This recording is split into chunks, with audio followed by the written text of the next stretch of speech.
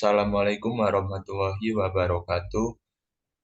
Perkenalkan kami dari kelompok PKN N602 akan membahas materi hak dan kewajiban negara. Sebelum memasuki pokok pembahasan, izinkan kami dan teman-teman untuk memperkenalkan terlebih dahulu. Perkenalkan, nama saya Fuad Hasan dengan NIM B11 2021.06939. Saya Aura Anida Husna dengan NIM B11 2021 06916.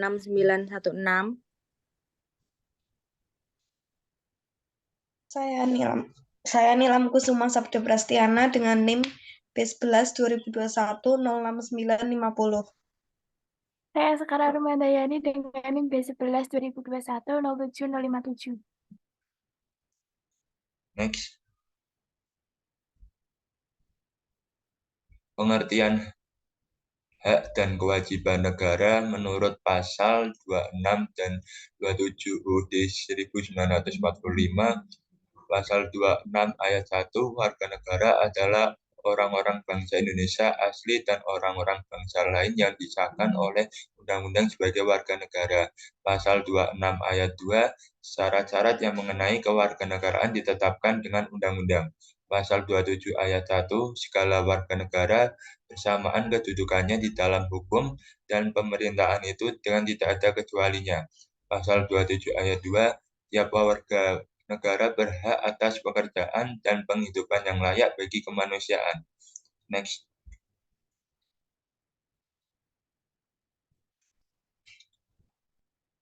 Hak dan kewajiban negara pasal 27-28 Undang-Undang Dasar 1945.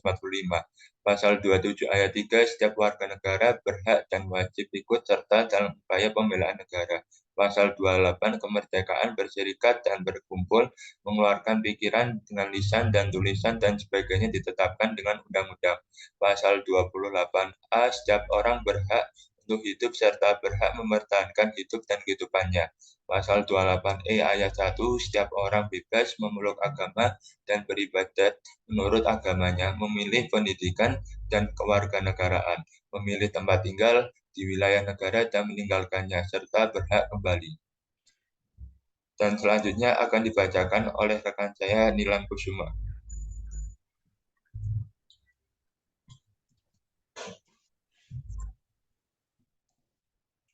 Hak dan kewajiban negara pasal 28 dan 30 UUD 1945. Pasal 28 ayat 2. Setiap orang berhak atas kebebasan meyakini dengan kepercayaan, menyatakan pikiran dan sikap sesuai dengan hati nuraninya.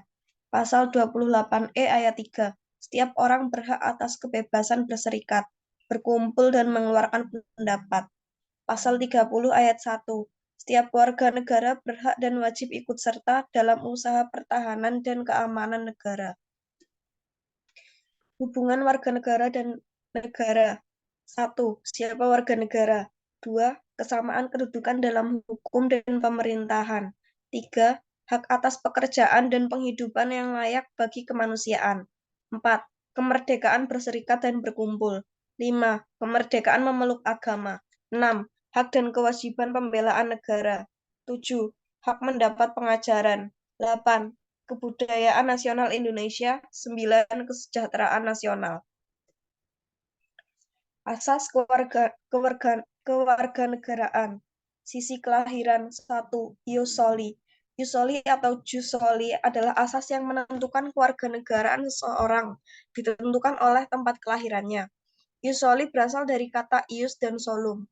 Ius berarti hukum, dalil, atau pedoman. Sedangkan soli berasal dari kata solum yang berarti negeri, tanah, atau daerah. Contoh, ketika seseorang dilahirkan di negara C, maka orang itu akan menjadi warga negara C.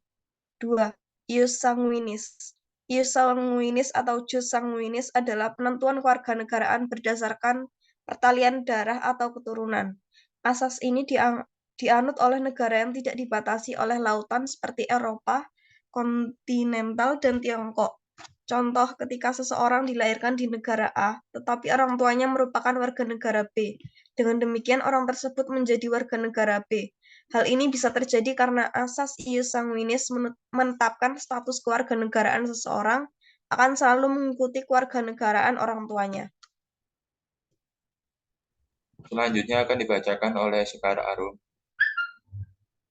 Asas kewarganegaraan, yaitu dari sisi perkawinan. Satu, asas kedaulatan hukum, didasarkan pada paradigma suami istri ataupun ikatan keluarga merupakan inti masyarakat yang meniscayakan suasana sejahtera, sehat, dan tidak terpecah. Dalam menyelenggarakan kehidupan bermasyarakatnya, ikatan keluarga yang baik perlu mencerminkan adanya suatu kesatuan yang bulat. 2. Asas persamaan derajat. Suatu perkawinan tidak menyebabkan perubahan status kewarganegaraan masing-masing pihak, baik suami ataupun istri tetap kewarganegaraan asalnya.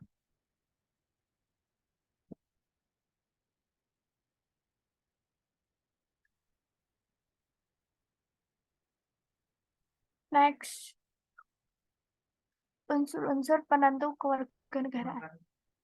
Unsur 1, unsur darah keturunan atau ius sanguinis. Kewarganegaraan dari orang tua yang menentukan kewarganegaraan seseorang, artinya kalau orang dilahirkan dari orang tua yang berwarga negara Indonesia, maka dengan sendirinya si anak warga negara Indonesia. 2.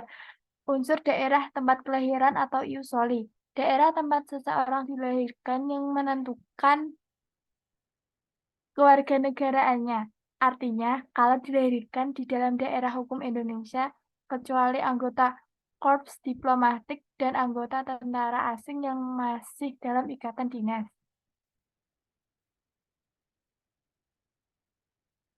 3. Unsur kewarganegaraan naturalisasi. Pewarganegaraan ini ada yang aktif dan ada yang pasif.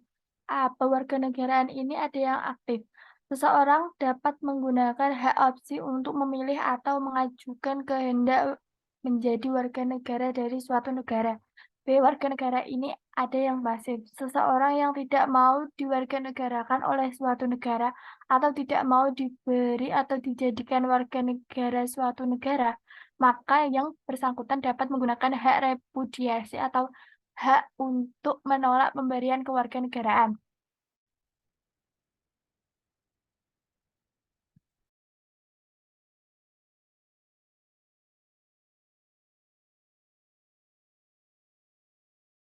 Selanjutnya akan dibacakan oleh Aura.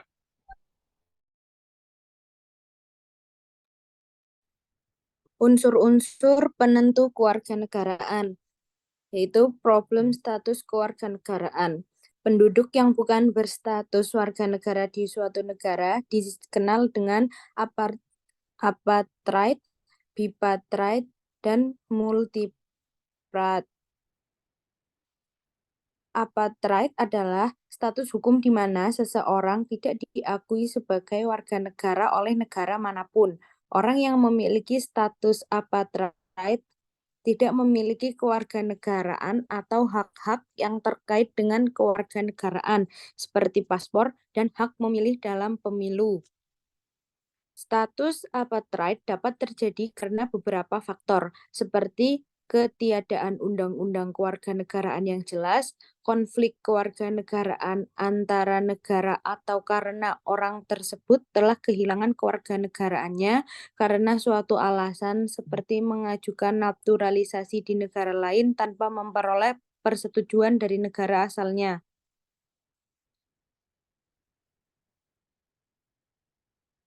Bipartheid Bipartheid adalah status kewarganegaraan di mana seseorang memiliki dua kewarganegaraan secara sah dan bersamaan dari dua negara yang berbeda. Ini berarti bahwa seseorang dianggap sebagai warga negara dua negara dan memiliki hak dan kewajiban di dua negara tersebut. Bipartheid dapat terjadi jika dua negara menerapkan asas ius soli, di mana seseorang dianggap sebagai warga negara berdasarkan tempat kelahirannya, atau asas ius sanguinis, di mana seseorang dianggap sebagai warga negara berdasarkan kekerabatan dengan warga negara tersebut. Misalnya, seorang anak lahir di Amerika Serikat dari orang tua Indonesia maka anak tersebut akan memiliki kewarganegaraan Amerika Serikat berdasarkan asas ius soli dan kewarganegaraan Indonesia berdasarkan asas ius sanguinis. Bipartite juga dapat terjadi melalui naturalisasi, di mana seseorang memperoleh kewarganegaraan dari negara lain tanpa melepaskan kewarganegaraan yang lama. Beberapa negara mengizinkan warga negaranya untuk mempertahankan kewarganegaraannya saat memperoleh kewarganegaraan sebagai sehingga seseorang dapat memiliki dua kewarganegaraan secara legal.